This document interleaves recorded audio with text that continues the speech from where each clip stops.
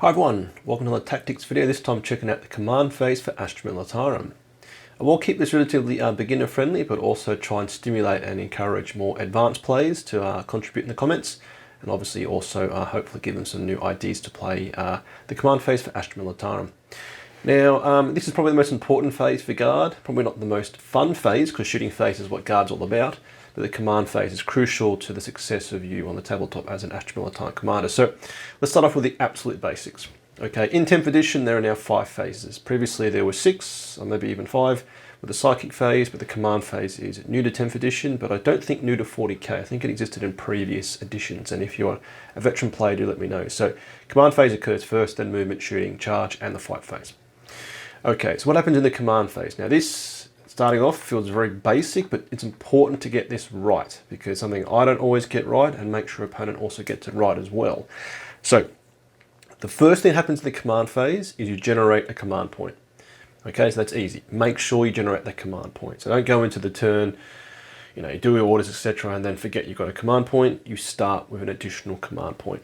Now, a bit of a tip here is I physically actually put dice on the table. So I put on a piece of terrain and I literally go, if I've got 6 dice on that terrain piece, that's 6 command points. Simple, we'll just do like rotate the dice. They go 1, 2, 3, 4 as they get more and more CP, or take it off. But I prefer to have physical dice because I'm a basic person.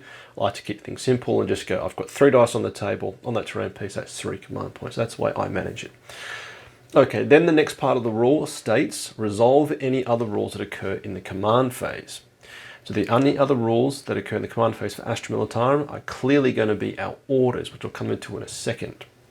So gain a command point, do the voice of command orders for Astra Militarum, and one point to make here is that if you are taking Lord Solar, which I think is an order included in the current index, you get 2 command points, obviously, and the key thing there is you can't get additional CP in any other way throughout the rest of that round. So my understanding is because you get CP, an extra one from Lord Solar, you can't go and get CP in other ways.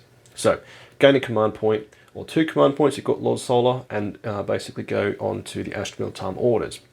Now from there, we'll come back to orders, you then take the Battle Shock test.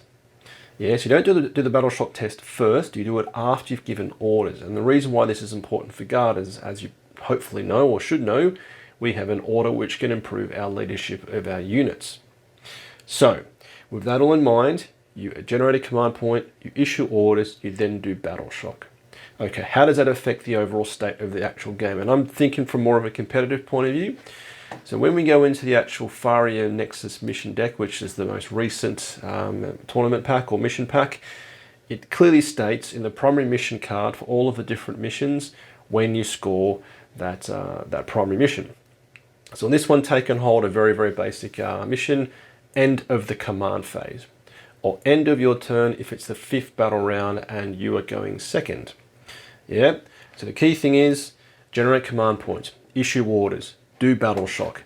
Then you check if you have enough objectives to score that primary. Now, the key thing is, obviously, if you Battle Shock, you can't hold the objective. And using the Insane Bravery stratagem, which is only one command, which is only once per game, the use of that, I think, has to occur before you roll the Battle Shock test. So you have to basically declare you're going to use it before you actually know you're going to fail it. So that's how it works. So crucial element. You do Battle Shock, and then you basically work out if you hold objectives, because if you are Battle Shocked, you don't hold objectives, obviously. Now, having looked through these, all the primary missions, I think there's only one where it doesn't score at the end of the command phase, it scores at the end of the player's turn. That's only, I think it's, UXO's Unexploded Ordnance is the only one I could find which ends at the end of each player's turn, you score the primary. But basically everything else is at the end of the command phase or the end of the 5th turn if you went second. Yeah, that's a crucial one to not forget as well. Okay, so to reiterate, I'm going to keep just driving this home. It's generate command points, issue orders, do Battle Shock, then check how you score the primary. Yeah, likewise your opponent as well. Okay, as I said, then Astra Militarum have got the unique, the army rule, which is called Voice of Command. Now, making this very, starting off with the basics, is officers can issue orders, a set range, and they can give it to specific units. Now, if we flick over to some example officers, so we've got Platoon command squad with a platoon commander, he can give one order to regiment units. You've got tank commanders can give it to squadron units, and then Lord Solar can give it to all Astra Militarum units, yeah? So 3 orders to Astra Militarum units, and that the key thing here is Solar can give it to anybody, and it makes him very unique because, as we just looked at, the platoon command squad can give orders to regimental units, which is going to be things like Kazkin, all the battle line units, even Scions, versus a tank commander going to give it to squadron units. So it's going to be things like all of them in Rust battle tanks, the Rogal Dawn, and the Scout Sentinels, and other things like that. So, as we then go back to the actual voice of command order, the key thing is officer models can issue orders in your command phase, and as we said, it's after you do command points, and at the end of the phase in which you disembark from a transport, always set up on the battlefield. So this is obviously a bit of a nuance, so the majority of your orders will occur in the command phase. However, if you've got units jumping out of a transport, say platoon commander jumps out of a Chimera, or some Tempestus Scion command squad drops in, or Gaunt's Ghost is picked up, dropped down, they can also give an order as well. Now, a key thing with this, particularly this little nuance here, is do be aware that given if you do arrive from a transport or from deep strike, you can't actually affect the scoring of the primary mission, because obviously you score the primary mission at the end of the command phase. These models here coming from a transport or a deep strike onto the battlefield, they occur at the end of the movement phase, so therefore they can't affect scoring. Now that's only one bit of the part of the order opportunity. Obviously the other orders can do lots of different things. You can obviously improve your ballistic skill, etc., etc., or you can make them better in melee. But given you can't actually do it in the command phase, obviously it also impacts the potential scoring of the primary. Yeah, so one little nuance there to remember. And it's only a small consideration, because I think if you're deep striking stuff and it's more about damage output than anything else. Okay, let's then remind ourselves, obviously also, and this is a crucial thing, is if a unit is battle shocked, the order becomes ineffective. So that means obviously you've got a bit of a risk here, because if we go back, so you generate command points, you then issue orders, and then you do battle shock. Yeah, so if a unit is below half strength, either it's lost half the number of models or it's below half wounds, you give an order and it fails battle shock, that order doesn't work anymore. So that's something to be aware of as well, and that's going to be how you sort of think about which orders to use, and maybe even use the insane bravery stratagem as well. Okay, then back onto the orders themselves. So these have been simplified. In 9th edition we had I think 18, we had loads of different orders, but now we have only 6, and it makes things a lot easier. And the key thing is these can affect all units. Yeah, so regiment units, squadron units, or all units if given an order by Lord Solar. So the way to basically think about these is obviously you've got a movement one, +3 movement. This is fantastic. And remember with this one, +3 movement can be also to fallback moves as well, yeah? Because as long as it isn't battle shocked, even though it's engagement range, it's still eligible to receive orders. And therefore when you fall back, you could make it fall back from 6 if it's infantry to 9, or a vehicle could go even further, for example. So don't forget that's a nice one as well.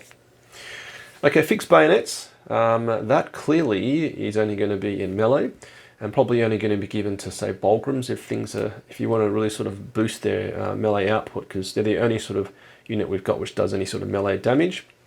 And then take aim is going to be an absolute staple. I joke with my opponents, often it becomes quite boring because you're just constantly dishing out +1 ballistic skill, +1 ballistic skill, +1 ballistic skill over and over again. Now a key thing to remember here, and this is probably known knowledge by most of you out there if you played 10th edition for a while, it's a crucial element that this changes the ballistic skill. It's not +1 to hit, it's +1 to your ballistic skill. Now that means you can basically stack how good you can make things, how good at shooting, for example. And obviously with the old artillery platforms we used to have, you can hit on 2s with artillery, but that's all gone now. But remember, you're changing the ballistic skill. You're not +1 to hit, so you can't double stack, you're +1 to ballistic skill. Yeah, so if you are able to, and I can't actually think of any examples, but if you made an infantry squad +3 ballistic skill, 3+ ballistic skill, and give them a +1 hit from something else, then they're basically going to be hitting on 2s. Yeah, because you're changing the ballistic skill and then you're giving a hit modifier. Yeah. Okay, first rank fire, second rank fire. So rapid fire weapons. This is only going to be really on infantry. I can't think of many vehicle weapons besides heavy stubbers where you're going to get a benefit out of this, because most of the heavy weapons on vehicles are going to be sort of heavy weapons in inverted commas. So this is going to obviously benefit things like hotshot las guns, and also plasma guns as well, so don't forget that. And this probably won't be used as much. I do think of the ones we've looked at so far, this will be used and abused, this will be used and abused, and this is probably more situational. Now potentially here there is merit to use it, particularly on say las guns, given we have got now lethal hits for regiment units against non-monsters and vehicles. Getting out more shots maybe is better than getting more accurate shots if you're just doing on, say, some Cadian shock or even some jungle fighters, for example. Okay, then we've got take cover, improve ballistic skill, the cover save by 1, and it can't be improved on models better than 3+. So this is going to basically benefit all the infantry units, obviously battle line units, scions and Tempestus scions, also Bulgrams. Given they've got a 4+ save and a 4+ invul save, getting them onto a 3+ save actually could be beneficial. And if they're in cover, that obviously is a fictitious 2+ save, yeah? So that is obviously something to help as well. Probably won't be used a whole lot, and obviously doesn't help any vehicles because all vehicles have got a 3+ save minimum. So yeah, so that has got situational play. And then duty and honor. And this is the one I sort of referenced before, affecting the outcome of scoring. Duty and honor is a very powerful one you should never forget to use, because you improve your leadership and you improve the OC value by 1. Now, obviously this can be, as I said, very good. So improved leadership by itself is very good. So if we go back to what I said here, so given you don't know the outcome of battle shock until you've done that at the end of the turn, end of the phase, maybe giving a unit +1 OC in leadership is enough to basically make you feel comfortable that you're going to hold that objective, for example. Or maybe if you're going to do some double jank, you're confident they're going to pass battle shock, and then when a unit comes in from deep strike and gives them orders, they're going to be affected by it. Yeah. Now the other thing to remember, and this is where it becomes very powerful, is improving the OC value of your units can basically turn back on a primary for you. Yeah, so if we go to, say, in any of the linchpin here, at the end of the command phase, you've got to basically hold an objective in no man's land, for example, or in your opponent's deployment zone, etc. And maybe you don't have a models, you've only got 2 models on there, but say they're battle line, for example, and they're worth OC2 each, that's OC4.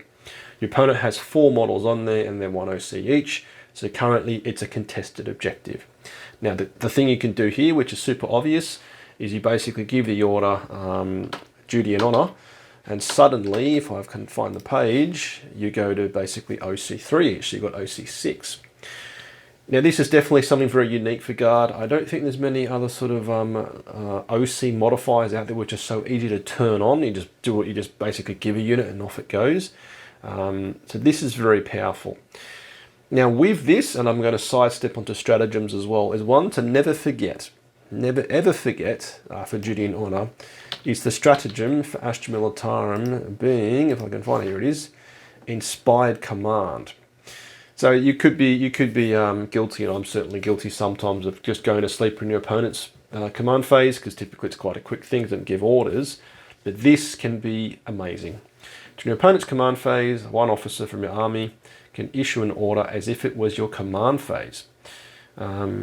So the officer can't issue an order to a battle shocked unit, obviously, but the key thing here is you could basically give an order to a unit in your opponent's command phase, and you give them the order duty and honor, and suddenly your opponent is out contested on an objective. It's definitely one to sort of call out to your opponent.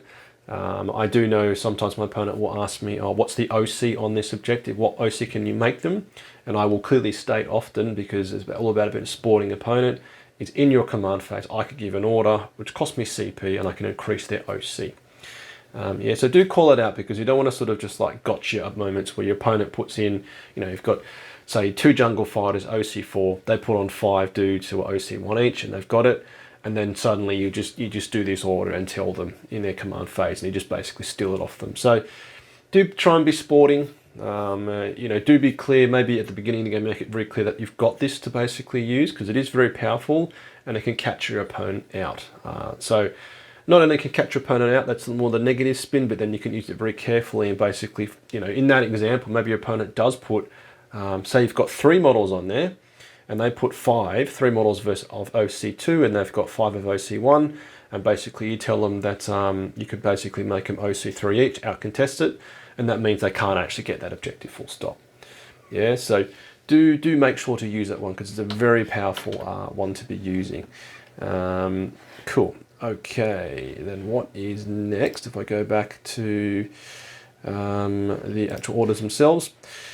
Now, there are 6 orders here. There's a lot less than there used to be, but let's be clear, it can be very confusing and you can lose track of things. So I recently, well, the last couple of months, have basically gone for getting cheap poker chips and literally getting a Sharpie permanent mark and just writing orders on them, because it is quite confusing. I was previously just using piles of dice and going like, 3 dice is +3 movement and a 1 is +1 ballistic skill.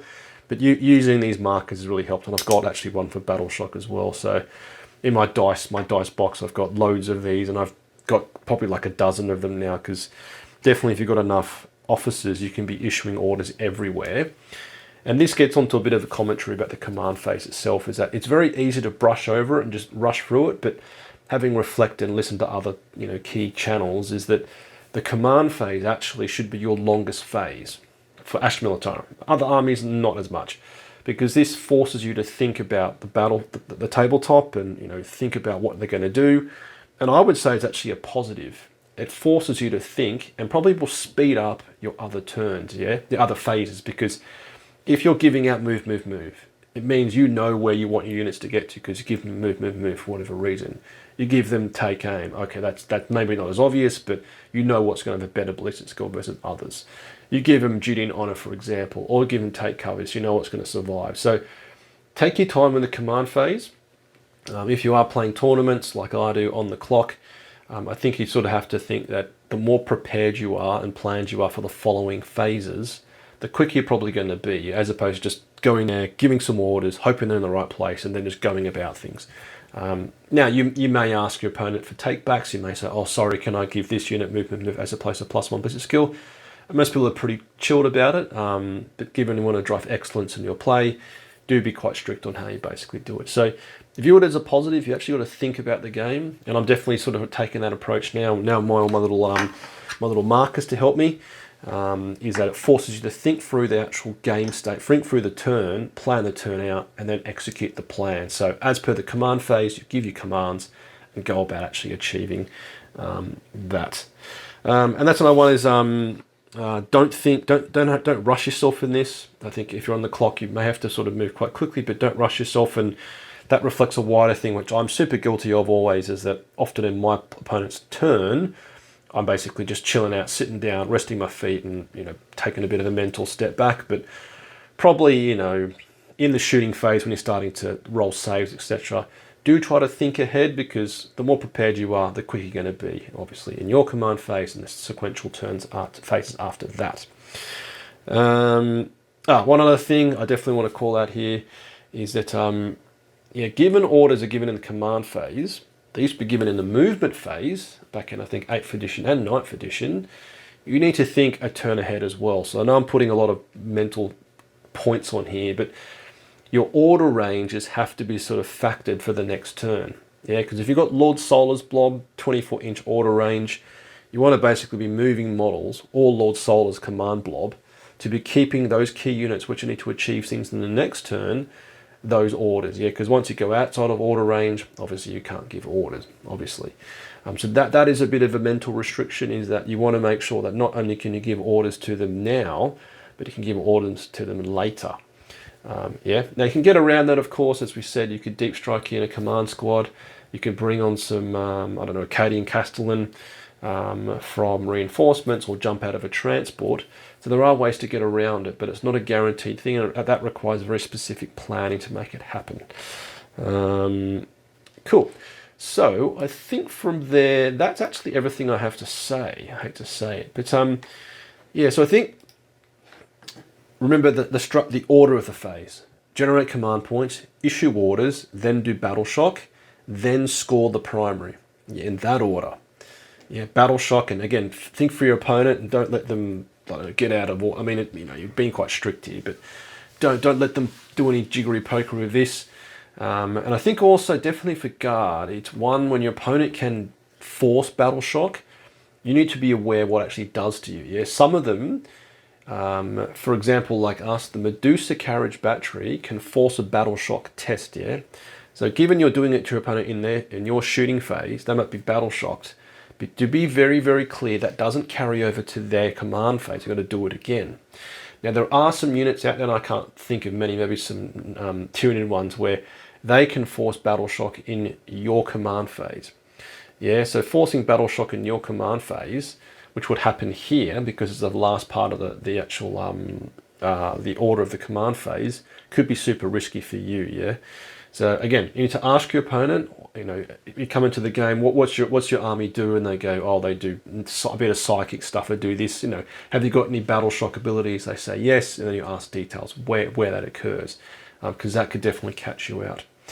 So yeah, know the order, generate CP, issue orders, do battle shock, score the primary.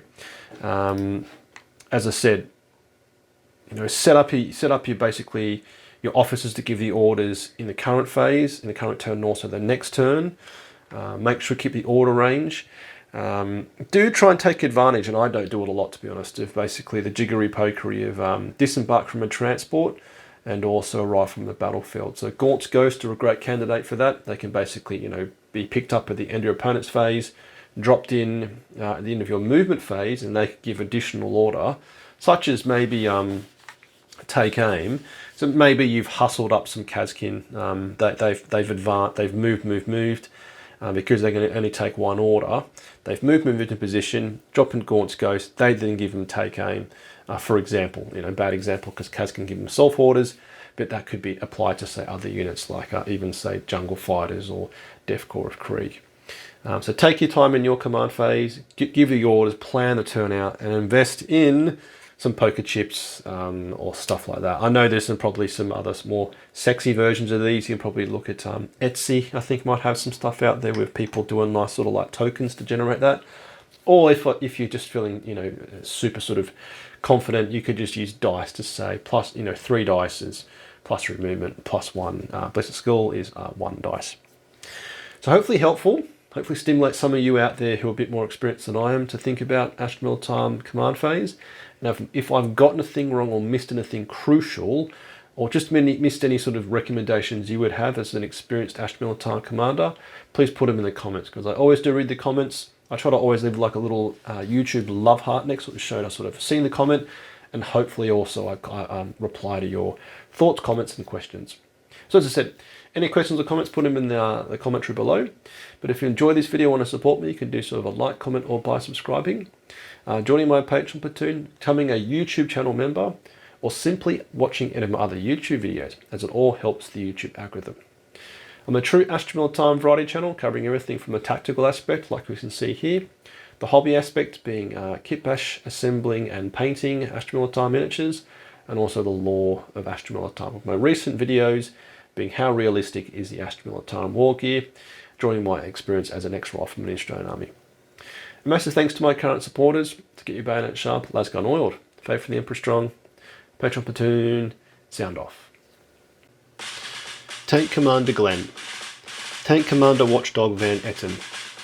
Tank Commander Mitchell. Lieutenant Burke Nielsen. Lieutenant Smith. Colour Sergeant DuPont. Sergeant Adal. Scott. The Colonel Merrill. Veteran Gibson. Hall.